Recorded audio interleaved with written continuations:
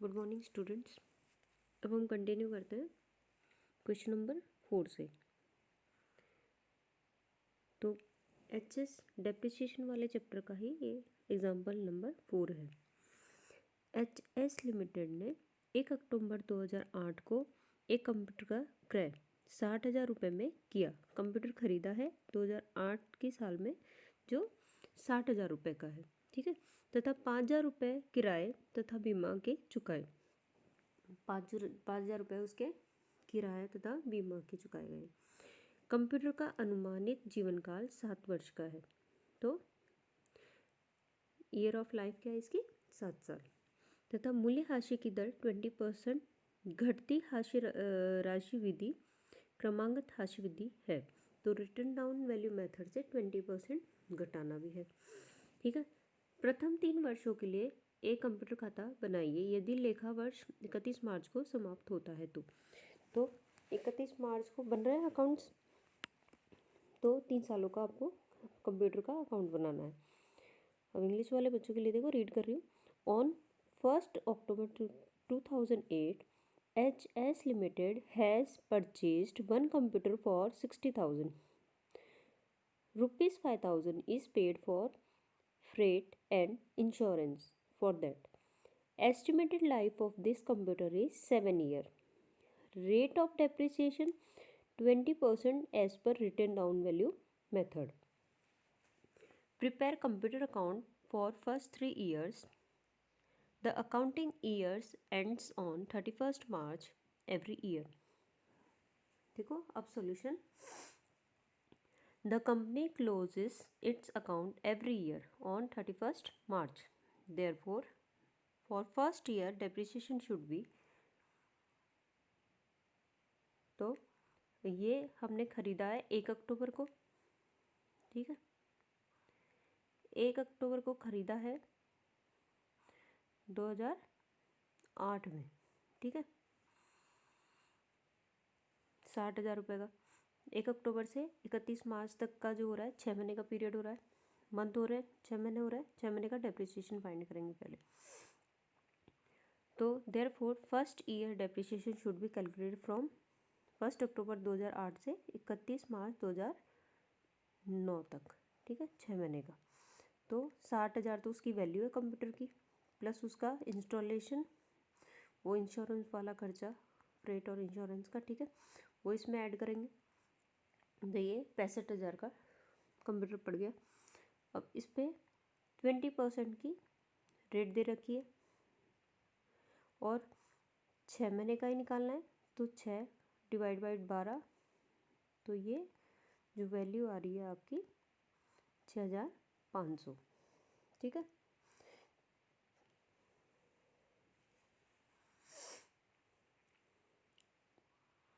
अब नेक्स्ट देखो, return down value method से हमने इसका डेप्रिसिएशन 6 महीने का निकाला 6,500।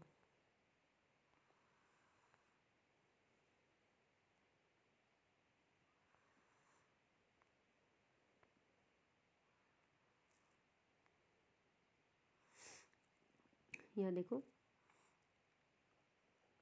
कंप्यूटर अकाउंट बनाया, डेबिट क्रेडिट फॉर्मेट बनाओ, date particulars GF amount, date particulars GF और अमाउंट, ठीक है। अब 1 अक्टूबर 2008 को हम एंट्री करेंगे, सबसे पहले तो खरीदने की। तो एंट्री क्या होगी? Computer account debit to bank account 60,000 रुपये, ठीक है। फिर उसके बाद में उसके का इंश्योरेंस और फ्रेट दिया है 5,000 रुपये का, तो वो करेंगे टू कैश 5,000 रुपये। अब इस पे 6 महीने का डेप्रिसिएशन 31 मार्च 2009 को निकलेगा। तो डेप्रिसिएशन हमने कैलकुलेट कर लिया ऑलरेडी 6,500 का। अब ये यहाँ पे टोटल करेंगे 65,000 और इसमें जब ये डिफरेंस निकालेंगे तो ये आ रहा है 58,500 बाय बैलेंस कैरी डाउन। अब ये आगे ले जाएंगे तो बाय बैलेंस ब्रॉट डाउन 1 अप्रैल 2009 की डेट पे, ठीक है। अब इसका पूरे साल का डेप्रिसिएशन निकलेगा, तो 58,500 का 20% निकालना है आपको, ठीक है। तो ये निकल रहा है 11,700, ठीक है। तो 58,500 गुणा 20/100, ठीक है। इसको आप कैलकुलेट करोगे तो आएगा 11,700। अब ये टोटल किया हमने 58,500 का, और फिर बैलेंस निकला 58,500 में से 11,700 घटाने पे 46,800। तो ये बैलेंस कैरी डाउन, ये आगे फॉरवर्ड हो गया, ब्रॉट डाउन कर दिया हमने। तो 1 अप्रैल 2010 को 46,800 वैल्यू। अब इसका फिर 20% निकालेंगे डेप्रिसिएशन। तो 46,800 इंटू 20/100, तो ये आ रहा है 9,360 रुपये का। इसको क्लोज करेंगे 46,800, इसमें से क्लोजिंग बैलेंस निकलेगा 46,800 माइनस 9,360, तो ये आ रहा है 37,440 रुपये। तो अब आपका जो ओपनिंग बन रहा है, बैलेंस ब्रॉट डाउन बन रहा है, वो है 1 अप्रैल 2011 को 37,440 का, ठीक है। तो ये आपका सॉल्यूशन हो गया, इजी है। मैं आपको पीडीएफ भी शेयर कर रही हूँ, तो उससे आप इसके नोट्स बनाते रहिए। और वीडियो की अगर क्वालिटी आपको थोड़ी भी क्लियर नहीं दिख रही है, या फिर तो आप ऑडियो सुनिए, और पीडीएफ जो मैं आपको शेयर कर रही हूँ उसके बेस पे अपने नोट्स कंप्लीट करें, कॉन्सेप्ट समझिए, ठीक है। पहले अपनी नोटबुक में पीडीएफ से क्वेश्चन और उसका सॉल्यूशन नोट डाउन करें, और फिर ऑडियो सुनते जाइए। आपको पूरा मैं लाइन टू लाइन पूरा एक्सप्लेन कर रही हूँ, सारी कोई भी पॉइंट उसमें स्किप नहीं कर रही हूँ,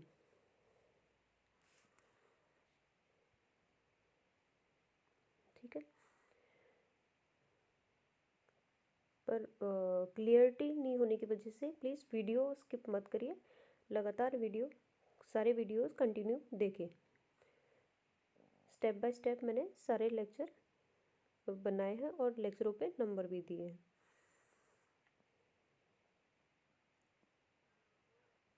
देखो अब क्वेश्चन एग्जाम्पल 5 में क्या बता रहे हैं, एक कंपनी जिसका लेखा वर्ष कैलेंडर वर्ष है, लेखा वर्ष कैलेंडर वर्ष है, मतलब जनवरी से दिसंबर चल रहा है यहाँ पे। तो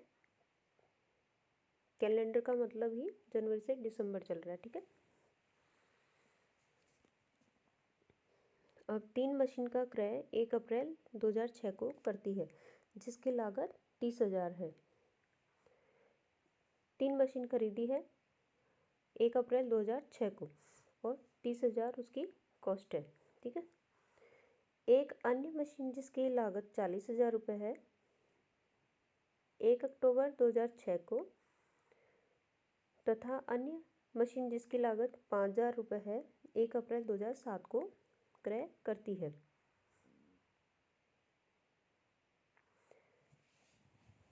अब 1 जनवरी 2008 को उन 3 मशीनों में से एक मशीन जिसका क्रय 1 अप्रैल 2006 को किया गया था, तथा जिसकी लागत 10,000 रुपये थी, अप्रचलित हो जाती है, तथा 3,000 रुपये में उसका क्रय कर दिया जाता है।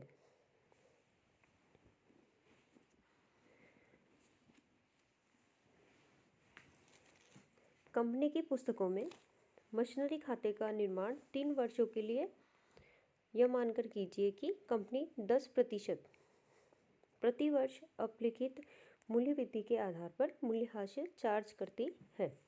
तो रिटन डाउन वैल्यू मेथड से आपको डेप्रिसिएशन चार्ज करना है, और जो डेट खरीदी है वो ज़रूर ध्यान रखनी है, क्योंकि मंथ में फ़र्क पड़ेगा। डेप्रिसिएशन निकालते टाइम मंथ्स का ध्यान ज़रूर रखना है। अब ये रीड कर रही हूँ। A company whose accounting year is the calendar year purchased 3 machineries on 1st April 2006 costing 30,000। 3 machine खरीदी है जिसकी कॉस्ट 30,000 है। तो 2006 में 3 मशीनरी खरीदी है 30,000 रुपये की, ठीक है। टोटल तीनों की कॉस्ट जो आ रही है यहाँ पे है वो 30,000। फिर उसके बाद इन्होंने फिर खरीदा it further purchased machine costing 40,000 on 1st अक्टूबर 2006। 1 अक्टूबर 2006 को 40,000 की कॉस्टिंग वाली मशीन और खरीदी है इन्होंने। And another machine costing ₹5,000 on 1 जुलाई 2007। तो 1 जुलाई 2007 को 5,000 रुपये की एक और मशीन खरीदी। On 1 January 2008 out of the machine purchased on 1 अप्रैल 2006। तो 2006 में जो मशीन खरीदी है उनमें से वहाँ 3 खरीदी थी, उसमें से एक मशीनरी 1 जनवरी 2008 को 1 machine costing ₹10,000 become absolute and was sold for 3,000। तो उसमें से एक मशीन की वैल्यू जो 10,000 थी वो 3,000 रुपये में सेल कर दी है, क्योंकि उसकी फैशन आउट हो गई, वो एब्सोल्यूट हो गई है। ठीक है। Show how the machinery account could appear for all 3 years in the books of company after charging depreciation at 10% per annum on written down value method। तो 10% पर annum के हिसाब से return down value method apply करना है आपको। ठीक है। अब सॉल्यूशन देखो। सबसे पहले तो मशीन अकाउंट बनाएंगे। ठीक है। फिर 1 अप्रैल 2006 में मशीन खरीदी है। ठीक है। तो machine account debit to bank account 30,000 की। ठीक है। उसके बाद में 1 अक्टूबर है ना, जनवरी से दिसंबर वाला चल रहा है फाइनेंशियल ईयर इसमें। तो 1 अक्टूबर को फिर 40,000 की खरीदी, तो ये टू बैंक अकाउंट 40,000 आ गया। ठीक है। अब याद देखो, एक और मशीनरी जो खरीदी है वो 1 जुलाई 2007 में, मतलब उससे अगले साल में खरीदी है। फिर एक 2008 में खरीदी है। तो 3 साल में अलग अलग मशीनरी खरीदी गई है, नंबर ऑफ मशीनरीज। ठीक है। तो इस 2006 में टोटल 4 मशीनरी होगी। 30,000 में 3 मशीनरी है और 40,000 की एक मशीनरी है, सिंगल मशीनरी। अब इन दोनों पे पहले डेप्रिसिएशन दे देंगे। इस साल को क्लोज करना है हमें। तो 1 अप्रैल से जो खरीदी है 30,000 की, उस पर 9 महीने का डेप्रिसिएशन लगेगा।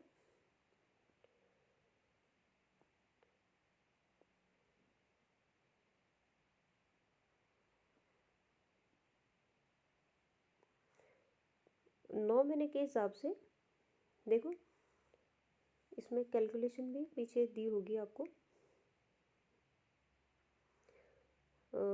पीछे चलने से पहले देखो, क्लियर कर लो।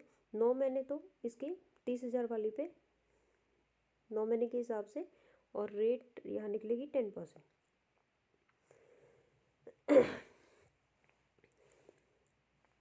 और जो 40,000 वाली मशीनरी है वो उस पर सिर्फ 3 महीने का ही डेप्रिसिएशन निकलना है, वो भी 10% के हिसाब से।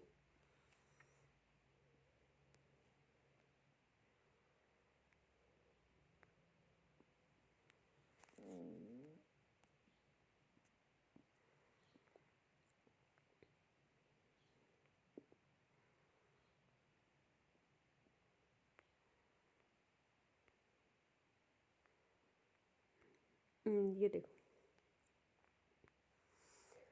ये है 30,000 वाली मशीनरी जिस पे 10% के हिसाब से निकाला है।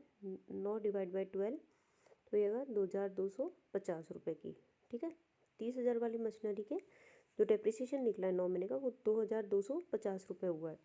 और जो 40,000 वाली मशीनरी है वो सिर्फ 3 महीने का ही डेप्रिसिएशन उस पर निकलेगा, तो वो 10% के हिसाब से 1,000 रुपये निकल रहा है। तो ये टोटल जो अमाउंट हो रहा है इसका 2,250 प्लस 1,000, तो 3,250 रुपये। ये क्लियर है। अब फिर एक 5,000 वाली मशीनरी है, वो भी यही दिखा रही हूँ आपको। वो हमने 1 जुलाई में खरीदी है। ठीक। तो उस पर 6 महीने का निकलेगा, तो उसका 10% के हिसाब 6 महीने का 250 रुपये होना है।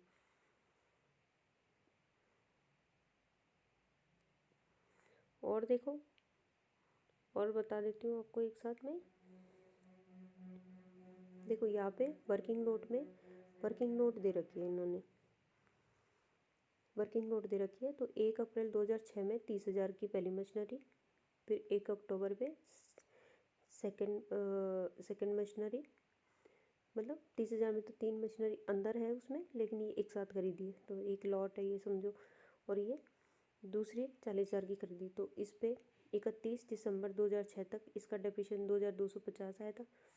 यहाँ 1,000 का डेप्रिसिएशन आया है, ठीक है। तो ये डेप्रिसिएशन टोटल तो 3,250 का हो गया। और इसमें से जो ये फर्स्ट मशीनरी है 30,000 में से इसकी डेप्रिसिएशन लेस करी 2,250, तो ये आ रही है इसकी वैल्यू 27,750। और 1 जनवरी 2007 को सेकंड वाली मशीनरी की वैल्यू आ रही है 40 में से 1,000 निकाले 39,000, ठीक है। और यहाँ थर्ड कोई मशीनरी नहीं है, ठीक है। अब 1 जुलाई 2007 में 5,000 की एक नई मशीनरी आई है यहाँ पे, ठीक है। तो यहाँ तो डैश आएगा फर्स्ट और सेकंड वाले में, या थर्ड एक मशीनरी इंट्रोड्यूस हो गई है।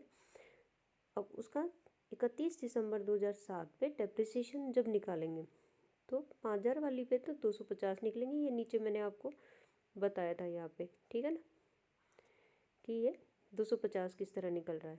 10% निकालेंगे 5,000 का, और उस पर 6 महीने का डेप्रिसिएशन, 6 डिवाइड बाय 12 तो 250 ये आ गया।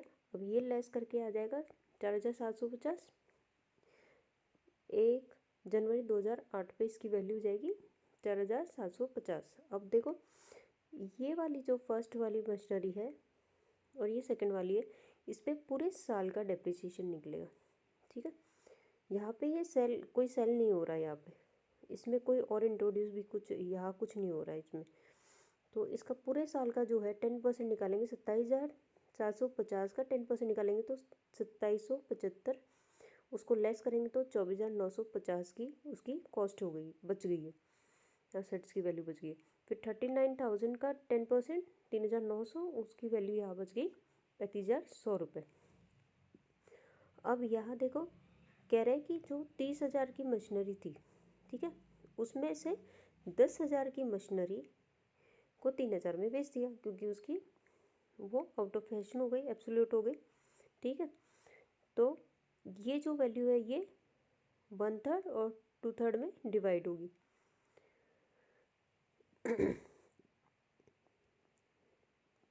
तो इसकी जो 1/3 वैल्यू है वो 8,325 आ रही है, ठीक है।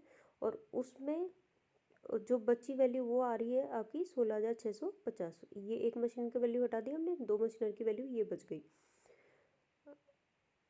और इसको किस तरह कंसिडर कर रहे हैं कि 30,000 में तीनों ही मशीनरी 10-10 हज़ार रुपये की होगी, इसका मतलब, ठीक है। तो 3,000 जब इसकी स्क्रैप वैल्यू दे रखी है, सोल्ड वैल्यू दे रखी है, तो ये लेस करने से 5,325 रुपये इसके लॉस आ गए। क्लियर क्वेश्चन में दे रखा है 10,000 की वो मशीनरी थी और उसकी वैल्यू 3,000 ही रह गई। तो बीच में हमने उस पर डेप्रिसिएशन भी प्रोवाइड किया है, तो डेप्रिसिएशन तो ऑलरेडी घट गया। अब उसकी जो वैल्यू बची थी वो 8,325 बची थी, उसमें से फिर जो सोल्ड वैल्यू वो घटाएंगे तो जो बचेगा वो लॉस होगा, ठीक है। अब 31/12/2008 तो यहाँ क्या बचता है, तो यहाँ एक ये 1/3 वाली मशीनरी तो ख़त्म हो गई।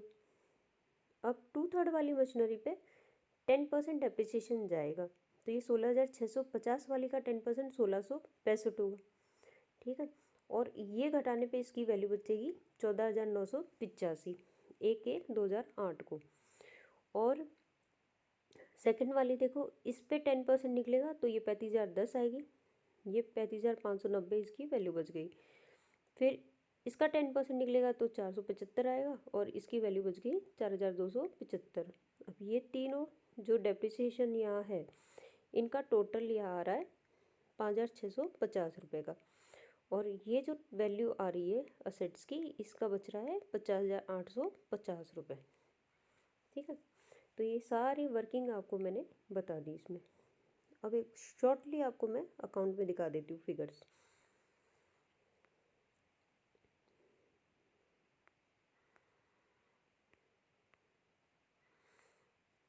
देखो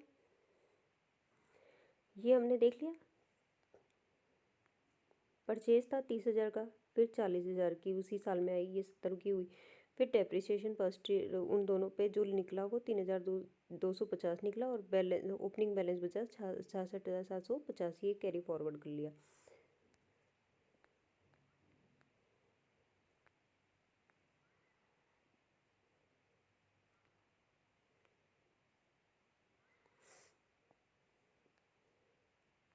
अब देखो ओपनिंग यहाँ 66,750 है गया 1 जनवरी 2007 पे। फिर हमने एक मशीनरी और ख़रीदी है 5,000 की, वो अक्टूबर में ख़रीदी, उसकी एंट्री हुई। अब टोटल ये 71,750 का हो गया मशीनरी यहाँ पे। इसमें फिर डेप्रिसिएशन 66,000 वाले की कैलकुलेशन वर्किंग नोट से देखना उसकी, और प्लस 5,000 वाली मशीनरी की डेप्रिसिएशन, इसका 6 महीने का और इनका पूरा साल का। तो ऐसे करके यहाँ पे डेप्रिसिएशन जो बन रहा है वो 6,929 का, ठीक है। और फिर ये बैलेंस कैरी डाउन यहाँ आया, इसको ब्रॉड फॉरवर्ड किया 64,825 रुपये का 1 जनवरी 2008 में। अब इसमें से हमको पता है कि वो 10,000 वाली मशीनरी एक बेची है, उसकी बेचने वाली एंट्री बाय बैंक 3,000 रुपये ही मिलने वाले हैं। तो 1 जनवरी 2008 को देखो 3,000 तो वो मिले हैं हमको कैश में बैंक में, और उसमें लॉस हमने फाइंड किया, वो आ रहा है 5,323 रुपये का, ठीक है।